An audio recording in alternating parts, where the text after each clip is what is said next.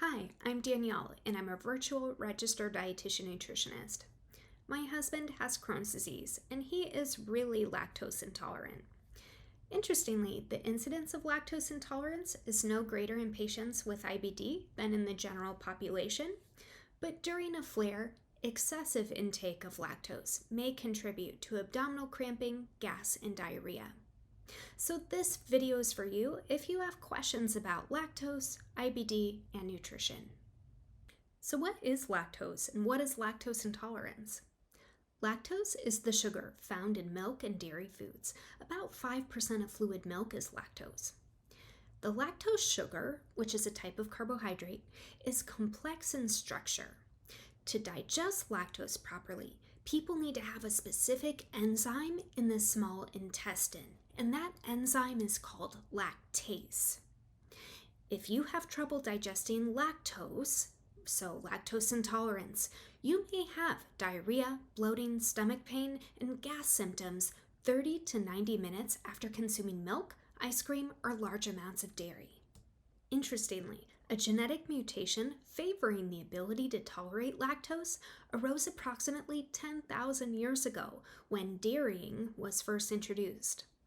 This genetic mutation appears to have occurred primarily among people in European, Indian, African, and Mongolian ancestry.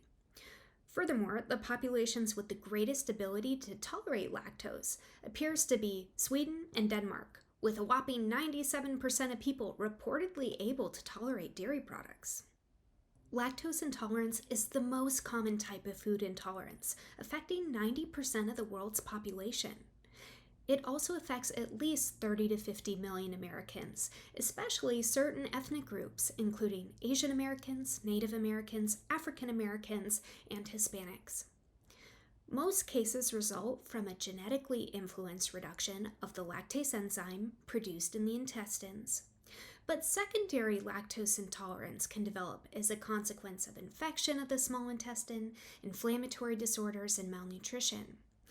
Lactose malabsorption commonly is associated with other GI disorders like inflammatory bowel disease, like Crohn's and ulcerative colitis. Is lactose intolerance a food allergy? Short answer, no.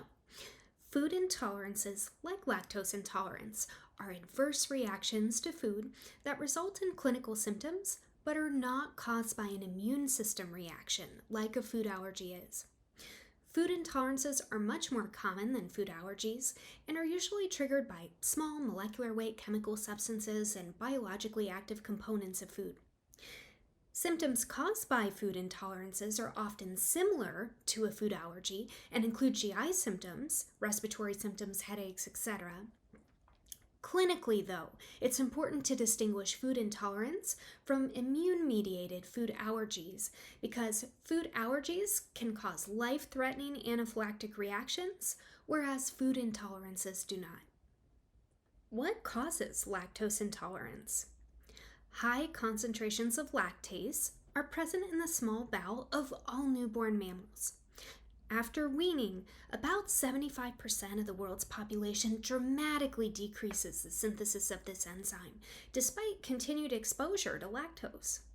The majority of adults of Asian, African, Latino, and Native American descent experience this decrease in production of lactase enzyme, whereas Caucasians tend to continue to produce the lactase enzyme.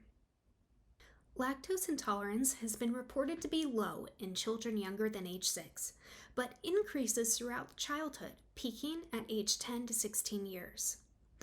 Little evidence indicates that lactose intolerance increases with increasing adult age.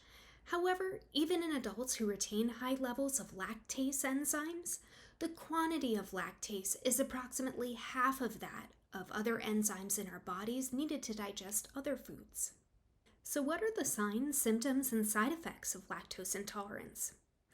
So when large amounts of lactose are consumed, especially by people who have little remaining lactase enzyme or with concurrent GI problems, loose stools or diarrhea can occur, along with accompanying bloating, gas, and cramps. Malabsorption of lactose is generally due to the deficiency of lactase, the enzyme that digests the sugar in milk. This means that lactose can't be properly digested as it passes through the upper small intestine and ends up passing into the colon undigested. In the colon, the undigested lactose is fermented by bacteria in the gut, which creates hydrogen gas, carbon dioxide, and short-chain fatty acids. This fermentation of the undigested lactose is what will cause lactose intolerance symptoms. Did you know that there are tests for lactose intolerance? There are 2 tests specifically you can get to confirm suspicions of lactose intolerance: an abnormal hydrogen breath test or an abnormal lactose tolerance test. So let's check out what those are. So let's talk about the hydrogen breath test for lactose first. So during this test, a person is given a standard dose of lactose after fasting, and breath hydrogen is measured. And this makes sense because if lactose is not digested in the small intestine, it passes into the colon where it's fermented by the gut microbiota to short-chain fatty acids, carbon dioxide, and hydrogen gas. Hydrogen is absorbed in the bloodstream and is exhaled through the lungs. Therefore, breath hydrogen is measured fasting and at 30 minutes and at 2 hours after consuming the lactose. And if there's a significant increase in hydrogen gas, that's associated with malabsorption of lactose and therefore demonstrates lactose intolerance. Something to keep in mind with this test, though, is that it does have the potential to cause false positive or false negative results. So some examples of what could cause false positive results: bacterial overgrowth, if that's something you're experiencing. Also the consumption of soluble fiber or legumes like beans or lentils. And also smoking, because all of those are associated with hydrogen gas production. Alternatively, false negative results can be caused by antibiotics if you're taking those. The other possible test is the lactose tolerance test. During this test, a dose of lactose is given to a person to consume. If the individual has sufficient lactase enzyme, blood sugar rises, reflecting the digestion of the lactose. If the individual is lactose intolerant, though, blood sugar will not rise because the lactose is not being absorbed. It passes into the colon and GI symptoms may occur. The lactose tolerance test was based originally on an oral dose of lactose equivalent to the amount of 1 quart of milk or 50 grams of lactose. But recently, doses lower than that 50 grams of lactose have been used to approximate more closely the usual consumption of lactose from milk products. But please note that this test is not specific or sensitive, meaning that it's likely to cause a lot of false positives and a lot of false negatives. False positive would mean that a person is diagnosed as being low in lactase and hence they're lactose intolerant when really they're not. Alternatively, a false negative means that the test would say a person has plenty of lactase and the person therefore isn't lactose intolerant when in fact they really are. So due to how many or the likelihood of false positives and negatives, I'd recommend the hydrogen breath test over the lactose intolerance test for most people. So let's talk about medical nutrition therapy for lactose intolerance, because management of this condition does require dietary change. So if an adult is lactose intolerant, a completely lactose-free diet is not necessarily a must. Most lactose intolerant people can consume some lactose without major symptoms, especially when taken with meals or in the form of aged cheeses or fermented dairy products like yogurt. And that's because in some cheeses, yogurt, and other fermented dairy products, bacteria break down the lactose before it gets to our guts. Some people may avoid dairy products altogether, so this population will need calcium and vitamin D in some form, whether it's from supplementation or to get non-dairy sources of these nutrients. But remember, a completely lactose-free diet may not be necessary in most lactose intolerant people, as most lactose intolerant people can consume some lactose, up to 12 grams per day, without major symptoms. On a different note, many adults with intolerance to moderate amounts of milk can ultimately adapt to and tolerate 12 or more grams of lactose, equivalent to 1 cup of full lactose milk, when it's introduced gradually in increments over several weeks.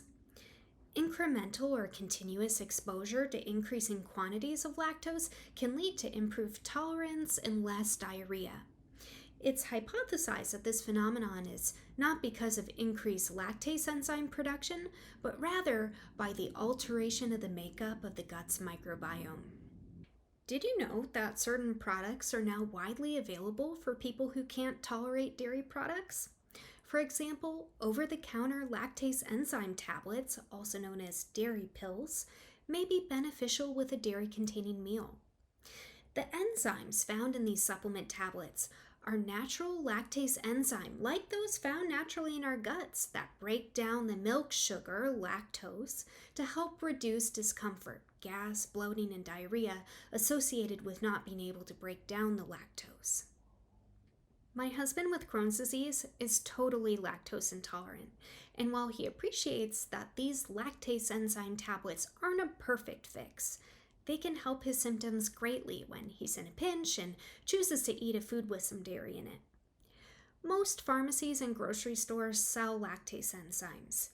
We have found, though, that the most cost-effective option right now is at Costco. The Kirkland generic brand of lactase enzyme goes for only about a penny per tablet, but I'm not paid or sponsored to mention that. That's just around me the cheapest option we found. Additionally, certain dairy products, such as Lactaid brand products, have been treated with the lactase enzyme already, so that most of its lactose is broken down. And this results in a slightly sweeter flavor and results in a milk that's more easily digested by people who have some degree of lactose intolerance. Let's talk about low lactose dairy foods, because some people with lactose intolerance can safely eat dairy foods that contain a little lactose, like less than 1 gram of lactose per serving. If this is you, you may wish to try 1 to 2 ounces of aged cheese, such as Swiss, cheddar, or Parmesan, 2 tablespoons of cream cheese, or half a cup of ricotta cheese. Generally, hard cheeses aged over 30 days will have low lactose in comparison with soft, fresh cheeses.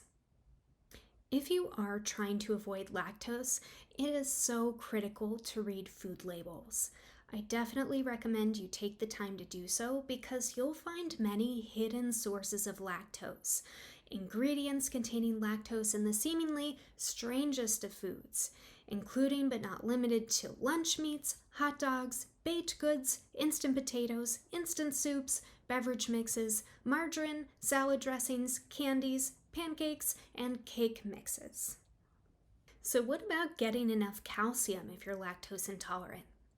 So calcium is the most abundant mineral in our body. 99% of our body's calcium supply is stored in the bones and teeth, where it supports our body's structure and function. 1% of our body's calcium is in our blood serum, and it supports critical metabolic activities in our body like muscle function, blood vessel contraction and dilation, nerve transmission, and cell signaling. If we don't have enough calcium in our blood serum, then our body takes more calcium from the reserves in our bones, which leads to osteopenia and osteoporosis.